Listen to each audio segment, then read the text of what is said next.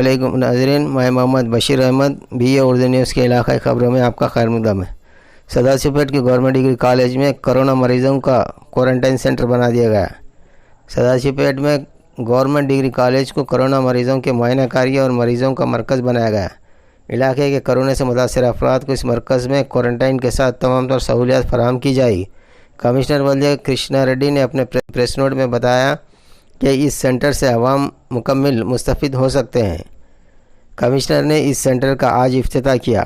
انہوں نے مختلف امراض کے پھوٹ پڑنے سے عوام کو محتاط رہنے کی اپیل کی اور علاج سے زیادہ حفاظتی اقدامات پر توجہ دینے کی عوام سے اپیل کی گئی ہے۔ جناب محمد عبدالغفار RTC محکمے کے ریٹائرڈ ملازم کا آج اچانک انتقال ہوگا۔ یہ 60 سال کی عمر کے تھے۔ مختصر سی علالت کے بعد آج صبح انتقال ہو گیا۔ مقامی قبرستان میں آج بعد نماز ظہر ان کی تدفین عمل میں لائی گئی۔ مرحوم RTC محکمہ اور سماجی حلقوں میں کافی مقبول تھے۔ دیکھتے رہیے اگلی خبروں کے لیے۔